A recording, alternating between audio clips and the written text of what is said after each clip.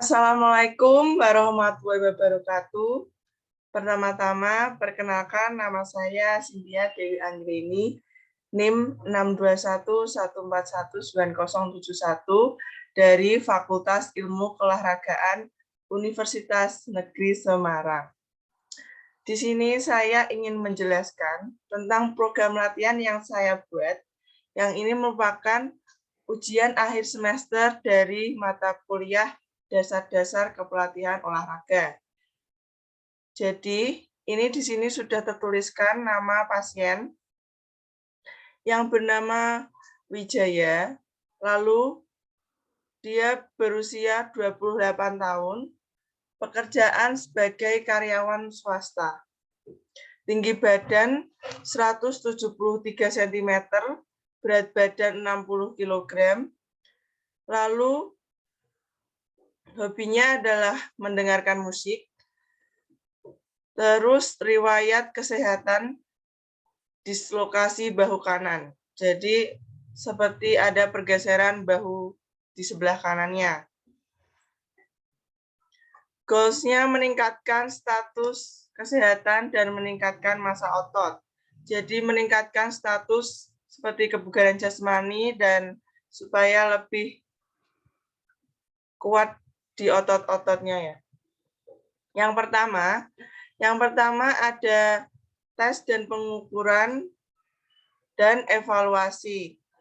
Diketahui usianya 28 tahun dengan berat badan 60 kg dengan tinggi badan 173 termasuk berat badan yang ideal ya. Secara pengukuran indeks massa tubuh. Untuk evaluasi karena berdasarkan data berat badan dan tinggi badan yang ideal, maka tidak perlu ada yang harus dikurangi atau ditambah dengan postur tubuh pasien. Lalu yang kedua ada rekam medis. Rekam medis di sini pasien adalah pernah terjadinya dislokasi bahu bagian kanan. Dislokasi bahu bagian kanan adalah seperti pergeseran tempat di bagian bahu bagian kanan, jadi tidak sesuai dengan tempatnya. Pasien ini ingin meningkatkan status kesehatan dan meningkatkan massa otot. Lalu yang ketiga ada gaya pelatihan. Gaya pelatihan yang akan saya gunakan adalah autocratic coaching, di mana sang pasien harus mengikuti apa yang pelatih arahkan selama masa pemrograman. Lalu yang keempat ada prinsip latihan. Prinsip latihan yang akan saya terapkan pada pasien adalah teratur dan bertahap. Jadi yang penting adalah sesuai aturan, lalu bertahap dan maju ke depan. Lalu ada struktur latihan, urutan pelaksanaannya. Latihan itu adalah pelaksanaan dikerjakan dalam 3 tahap, yaitu yang pertama pemanasan atau warming up, merupakan persiapan untuk memasuki latihan yang sebenarnya. Tahap ini terdiri dari gerakan yang bertujuan untuk meningkatkan suhu tubuh, mempersiapkan kondisi tubuh, mental, memasuki latihan inti. Gerakannya meliputi lari di tempat atau lari-lari kecil dengan tempo yang tenang, senam untuk melemaskan otot-otot seperti bagian tangan, kepala, lalu kaki-kaki dilemaskan. Untuk melonggarkan persendian, bisa pula melakukan gerakan stretching yang tadi saya jelaskan seperti peregangan kepala, tangan, atau kaki. Lalu pemanasan selain bertujuan untuk mempersiapkan kondisi fisik dan mental, juga untuk mengurangi resiko cedera selama latihan berlangsung. Jadi guna untuk mengurangi masa cedera karena pasien juga seorang karyawan swasta yang juga tidak hobi dengan olahraga, jadi kita harus mengkondisikan senyaman mungkin pasien untuk berolahraga, supaya tidak terjadi cedera selama latihan dan akibat latihan tersebut.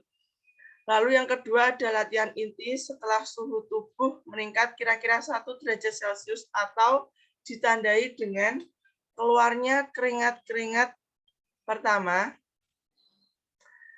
Lalu jogging merupakan gerakan yang maju ke depan setengah berlari, kecepatannya jauh lebih tinggi dari berjalan biasa dan lebih rendah dari lari. Rentangan kaki tidak dilakukan dengan eksplosif. Fase mengambang singkat dan mendarat pada seluruh bagian telapak kaki atau pada bagian agak di belakang tumit. Lalu lengan bergerak menyertai gerakan kaki sebagai penunjang irama lari. Bernafaslah secara teratur dan tenang, mengambil udara lewat hidung dan mengeluarkan lewat mulut. Jadi sebaik mungkin dipraktekkan dengan yang benar, jogging yang benar atau berlari yang benar. Lalu yang ketiga ada pendinginan. Pendinginan atau cooling down setelah usai jogging dengan jangan langsung duduk, tetapi lakukan pendinginan dengan cara bergerak pelan sambil melemaskan otot-otot tungkai dan menggerak-gerakkan tangan. Lanjutkan dengan penguluran otot-otot dan diakhiri dengan pelepasan. Lalu sebaiknya dikerjakan selama 5-10 menit. Setelah itu bisa beristirahat. Ini merupakan program latihan jogging yang akan dilaksanakan selama seminggu dari Senin sampai Minggu. Yang pertama dari Senin, yang pertama kita lakukan dulu berjalan secara agak cepat dengan jarak 1,6 km. Lalu bisa dilakukan dengan 2 kali dengan waktu jeda atau istirahat 30 detik. Lalu hari Selasa sudah mulai jogging dengan jarak 2 km dengan waktu 2 kali 10 menit dengan waktu jeda 60 detik. Lalu di hari Rabu jogging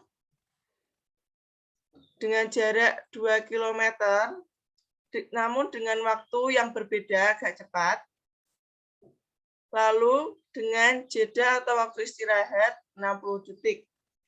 Lalu di sini ada hari Kamis untuk waktu istirahat karena pasien merupakan karyawan swasta yang juga bekerja di pekerjaannya juga membutuhkan istirahat karena supaya tidak terjadi kondisi yang terlalu melelahkan pada pasien. Lalu hari Kamis ini istirahat, kita rest, lalu hari Jumat kita kembali lagi dengan jogging jarak 2,4 km dengan waktu 2 kali 7 menit. Dengan waktu jeda istirahat 90 detik. Jadi ini lumayan agak kecepatannya dipercepat atau bisa dengan langsung juga boleh. Lalu hari Sabtu ada jogging lagi dengan jarak kilometer 3 km, lalu waktunya 2 kali 8 menit dengan waktu jeda 90 detik. Hari Minggunya kita beri istirahat atau rest pada pasien supaya tidak terjadi terlalu kelelahan ya. Lalu respon dan adaptasi yang terjadi meliputi A. Penurunan denyut jantung istirahat. Pada orang biasa, denyut nadi rata-rata 80 per menit. Pada orang terlatih, denyut nadi bisa mencapai 60 atau bahkan 50. Semakin bugar seseorang, semakin rendah denyut nadi istirahatnya. Dengan demikian, denyut nadi setelah istirahat dapat dipakai sebagai tolak ukur tingkat kebugaran seseorang. Jadi, bagaimana kita mengetahui seseorang itu bugar atau tidak bisa dilihat dari denyut nadi. Denyut nadinya bisa dihitung. Lalu selain menurunkan denyut nadi jantung, jumlah darah yang dipompakan setiap denyutan jantung akan bertambah karena ruang jantung bertambah besar dan otot jantung bertambah kuat. Jadi dapat mempersehat juga jantung dan otot jantung. Lalu yang B, meningkatkan efisiensi sistem pernapasan. Efisiensi sistem pernafasan yaitu frekuensi pernapasan orang tersebut terlatih lebih sedikit dibanding dengan orang yang tak terlatih. Jadi bisa jadi pasien ini kan karena dia karyawan swasta, bisa jadi setiap harinya masa kelelahannya dan kegiatan-kegiatannya bisa standar dengan para atlet yang sedang berlatih. Jadi belum bisa kita katakan ini pasien terlatih atau tidak terlatih, bisa jadi juga terlatih karena setiap hari bekerja.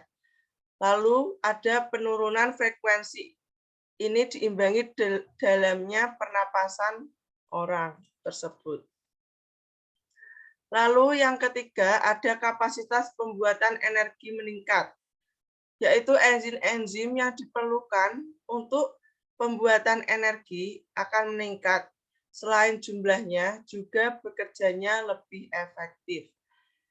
Jadi enzim-enzim akan lebih berproduksi, lebih efektif dan meningkat karena kebugaran yang meningkat yang didapatkan setelah melakukan aktivitas olahraga tersebut. Lalu ada komposisi tubuh dengan lemak total menurun.